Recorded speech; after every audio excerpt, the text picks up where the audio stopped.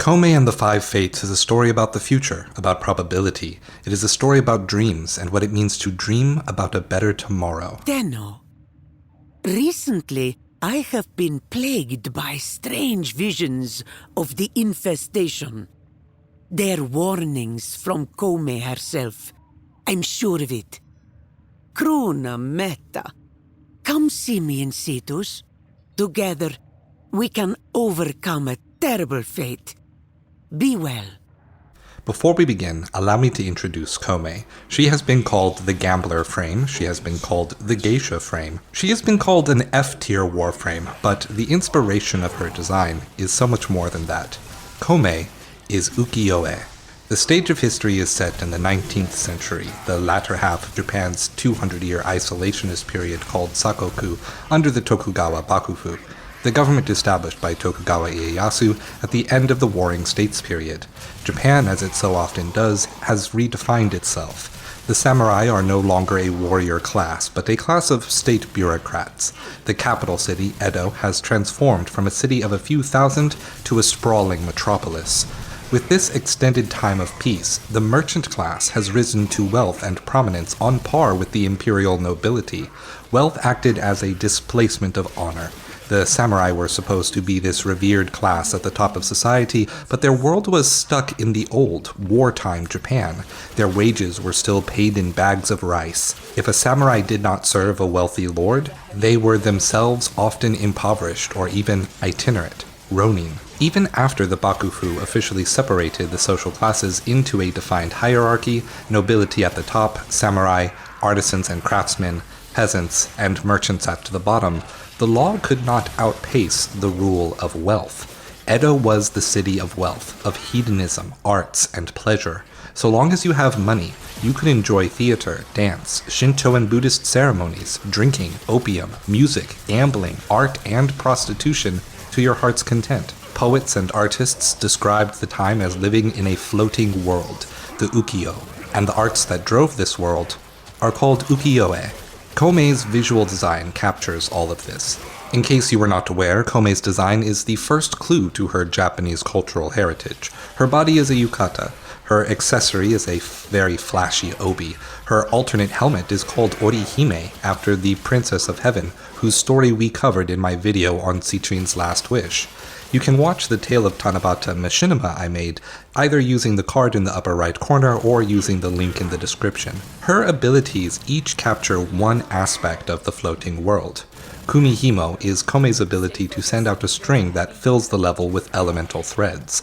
The word refers to the braided cords that held together a samurai's armor, and in a way, this being Koumei's first ability, represents the dwindling role of samurai as they are bound to an old Japan that is disappearing. Kumihimo, in my opinion, also represents the red thread of fate, a popular romantic folklore that suggests a spiritual thread is tied around the pinky fingers of soulmates and leads them to one another. Koumei's fourth ability, Bunraku, refers to the puppet theater that, alongside No and Kabuki, remains a thriving art form today, thanks to the efforts of modern preservationists. It is also a devastating ability if you build your Koumei for ability range and have an elementalist mod on each of your weapons. Just jump up, aim at the horizon, and watch puppet strings and dots trap and eradicate an entire wave of enemies. Koumei's third ability is Omamori, referencing the practice of using protective charms to ward off bad luck. The charm itself is called an omamori and is most frequently bought in preparation for exams, sporting competitions, job interviews, and after drawing lots at a temple. Omikuji is Koumei's second ability, referring to the practice of drawing lots at a temple to determine your upcoming future. It's a practice that most people participate in during the celebration of Hatsumode, the first shrine visit of the year, typically done after midnight on New Year's Eve or during the day on January 1st. The inspiration is particularly pointed, as Koumei and the Five Fates is the final update before Warframe 1999, a story about the fate of the town of Holvania as it approaches midnight on the new year of the new millennium. The ability is represented by the roguelike ability cards of the Duviri Paradox. The player must complete a certain challenge to then be rewarded with the permanent buff. This has been the most controversial ability in Koumei's kit for being not a very optimal way to play the game. Personally, I find this silly. For one, because it provides a fun challenge that shakes up gameplay for veterans that are looking for a new experience. For two, because it is a frame that is available to new players very early, and both surfaces and challenges new players to develop the skills of the game. For three, a player who becomes good at completing these challenges can find themselves with a massive stack of buffs on the endless mission types. Beyond this, the ability is narratively significant. The practices of gambling and divination are deeply intertwined in cultures around the world. With tarot cards, the practice of shuffling a deck is meant to imbue the randomness with one's own essence, and thus represent that person's fate. The Chinese classic, the I Ching, the Book of Changes, is a manual for reading random events for the purpose of divination, and divination is, quite often, a cultural progenitor of philosophy. It was abstracting principles out of the Book of Changes that led to the development of Taoism and Confucianism. It was the Oracle of Delphi saying that Socrates was the wisest man in Athens that led Socrates to wonder how his own ignorance could make him wise, and thus creating philosophy around the Mediterranean and Europe. Omikuji points to the power of Duviri and how, like Koumei's fate dream, the power to cast a lot is the same as the power to change fate. When we visit Saya in Cetus, she explains to us that a fate dream is like an omikuji and an omamori in one. Kanzu's favorite gun, Swazdula! Killer! Ayo. I have had such dark dreams. Infested demons rise from the ocean and plunder Cetus, while they hack loach and crows. I know in my bones this is a fate dream sent by Koumei. One who is bold enough to enter a fate dream may change their fate. Visit Koumei's shrine, Krona Meta. Save Cetus from what is coming. See you again, eh, Tino? To see a fate dream means to have your fate decided. To embrace the divination, to lean into it, is the only way to overcome it. And so we enter Saya's fate dream, the dreams of the villagers coming along with us. Adrift in the river of destiny, I will flow with you. Gamble with my life, for I choose to roll the dice. Cast out evil, though I see it is a part of me. To make this choice is my only choice. Koumei, what shall be my fate? The quills see what has been and what will be, and they do not share their knowledge. But the likes of you and I, we may wish to steal a glimpse of our fate, to change it, even. This is the shrine of Koumei, the Dice Maiden, the Puppeteer. A long-hidden oracle for the ordinary folk. Within the dream, we see the fate that awaits. A cell of infestation has been waiting in the ocean by Cetus since its founding, waiting and growing, and one day being discovered and weaponized by Counselor Vehek. This storm! Did Koumei do this? Did we do something to upset her? No. This nightmare is a gift. A chance to live out our dark fate. So we might change it. Hurry home. The Tenno will continue our celebration. Tenno, present our offerings to Koumei to draw out the infested. Go now and shift the tide of fate. Let your precious dice decide. Even roll. You let the infested consume you. Odd roll. You open those gates, and I set Cetus ablaze! Fate can change. There is still time. Dark force grows too powerful. You must suppress it, Sura.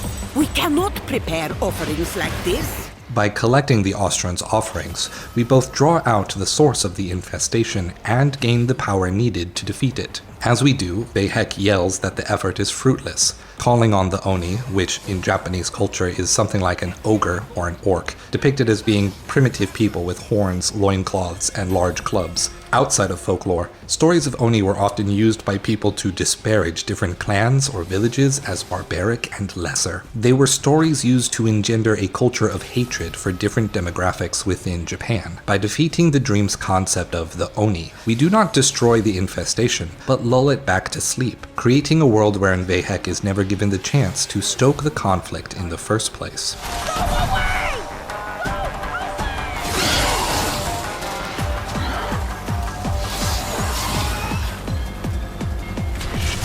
Offerings are ready. Take them.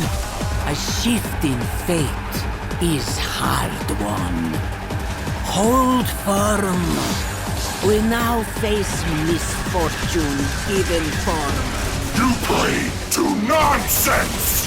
A shrine to absurdity! You grovel before a worm, Counselor. Do not speak to me of absurdity. Fate still holds a noose around our necks.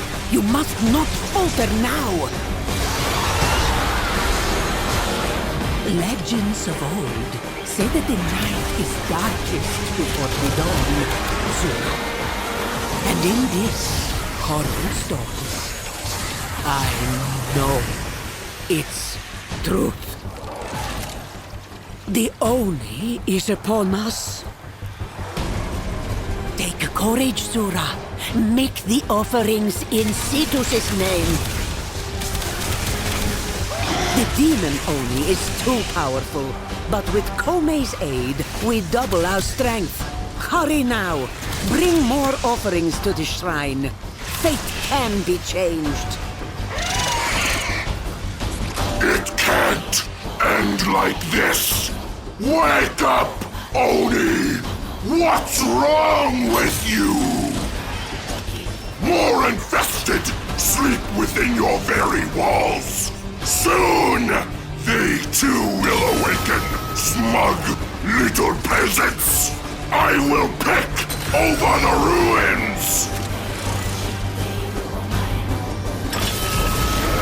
Koumei answers.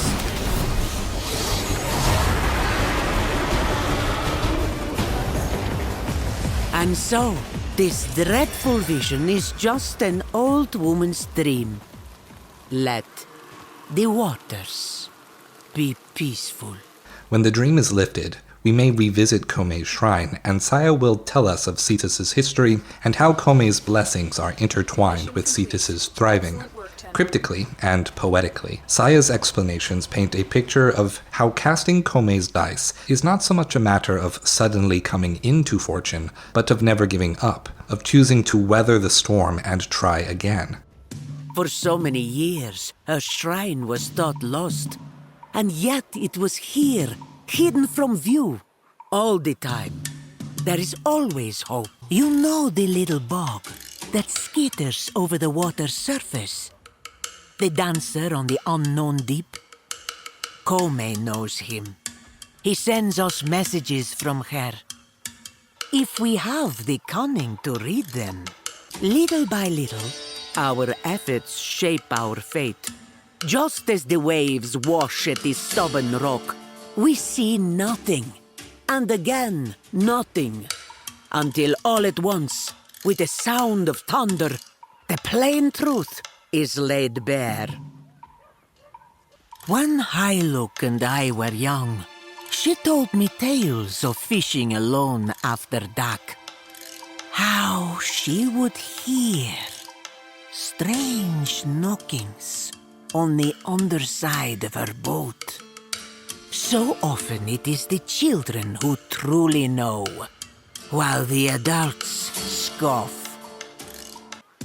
Whether they wake or sleep, the infested demons are there, beneath the waves. I cannot forget that vision. One day they will rise, but not yet. Not yet. When Marsa cast himself and his possessions into the deep, all order broke down for a time. Some say Koumei arose then on the foam of the dancing waves. On some days, the sea gives rich bounty. On others, it brings storms and chaos. The dance of the waves is the dance of fate, and none know where it shall bear us. When Uncle disappeared, and the quills would tell me nothing, I cast the 5 fates. Of all the patterns to get, it was the blooming flower. Ayo, how I raged then. Koumei knew best. If you have infinite tries, any possibility becomes an inevitability. This is symbolized by our ability to cast the 5 fates as many times as we'd like for free. If you'd like to use Warframe for your daily horoscope, now you can. Each of the outcomes are loosely based on hands of poker, and if you are determined enough, you can force the outcome to 5 of a kind, or even a royal flush. The widow's eyes. Free yourself from the delusion that you can guard against life's pain. Allow yourself to mourn. Ah, the twin cravats. Notice that they are elegant even as they are poised to strike. Never mistake a gentle disposition for weakness. The nesting kondroks, like the mermu and permu with their young, a protector must embrace both ferocity and compassion. Dual summits. One summit furious that the other obstructs the sunrise, oblivious to how it obstructs the sunset. Remember that passing judgment does not make you benevolent. Flencer's toil. A frightening title, perhaps, but it is a reassurance. Know that your current struggle is a gift to your future self. Cram. Eidolon's jaws. We may not know the time of death, but death itself is certain. It is only when we accept this that we truly live. The diurnal triad, soul, lua, and self. Remember the night, even as you perform for the day. We often sense soul's gaze upon us, yet it is lua that cradles our secrets. Taunts of homunculus. Tension arises when you mold yourself into the image of who you think you should be. Observe yourself in moments of relaxation, for that is who you truly are. The blooming flower. The resolution. An invitation to recognize that which is already yours. Desire too often diverts our attention. Ah, the virtues. A reminder. Strong individuals are easily recognized, for they can be seen empowering others. It is clear you face an obstacle, Tenno, for you have rolled the fates. A warning. Act, and fate will smile upon you. Fail to act, and fate will fall upon you. The Shadow's Trinity guides you to unsung music. Listen well. Our deepest connections are made in silence. The dry sticks of winter. Terrible for eating, but superb for a fire. The old men's knees. We must know when a thing is ready to rest. The seed of the ramble blossom cartwheeling on the wind. Expect fertility from an unexpected direction. The legs of the ponda. Plow your field with patience, and do not start at every sound. Oh, the daisy meadow. The peace over which many a battle is fought. Mercer's hoard. It twinkles from the deep, but only a fool dives after what ought to be lost. The lyre worm's feast. Something is rotten, and will not bear your weight. Soldiers of mirrored gaze. Too often, we rush into battle, but this is unwise. Consider what the battle is for. Ripples on the deep. The 1,000-year fish stirs for you. Practice patience, Sura. At this time, doing nothing will lead to something. Candlelight and cobwebs. What bars your way seems thick, but a moment's courage clears your path. The stars of perfection. There is no better time to begin a voyage. Claimant tide, you resist the waters of destiny, and so its waves toss you about. Dive into the waves, Sura. Let the tide ebb and flow around you. Koumei's ascension! Rejoice! This is a time of opportunity. Even great hardships diminish when we are receptive and attentive. 2 pairs. The cookpot.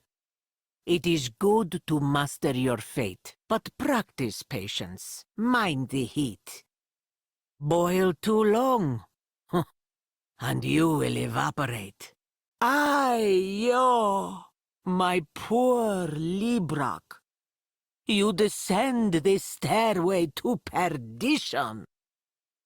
Remember, you walked these steps on your own. Only you can turn around and ascend them. Zhuang and Sad. The temple speaks of the pursuit of knowledge.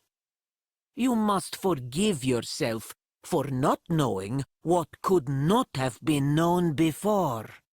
Each outcome, regardless of their luck, comes with suggestions on how to persevere through hardships and develop your empathy, emphasizing concepts akin to the Japanese value of wabi-sabi, valuing things for their imperfections, and the Chinese value of wu-wei, the value of moving in concert with nature and other people rather than making them into an adversary.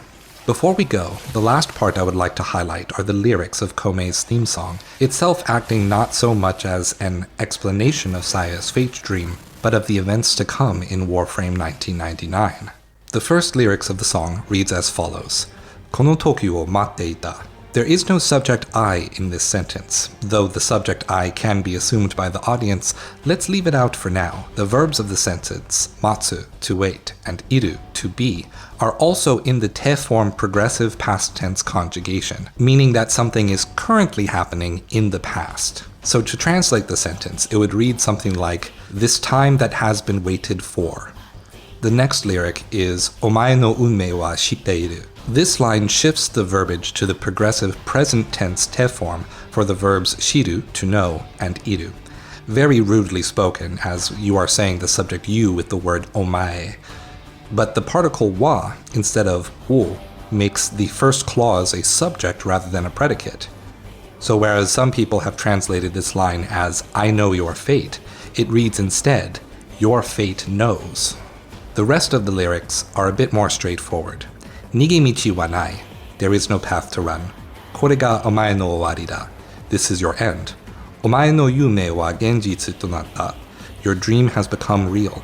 Fuhai ga omae no tochi e to densen tsuru. The rot has infested your land. In Saya's fate dream, the infestation have not in fact encroached onto Cetus yet. So the lyrics of the song, which speak in past progressive tense, must refer to something ongoing in the past.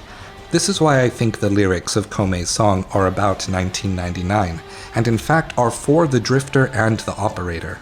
Koumei is warning us that running from the problem we are about to face is not going to solve the problem, but the drifter's dream, how they see the events to come, has already come to pass.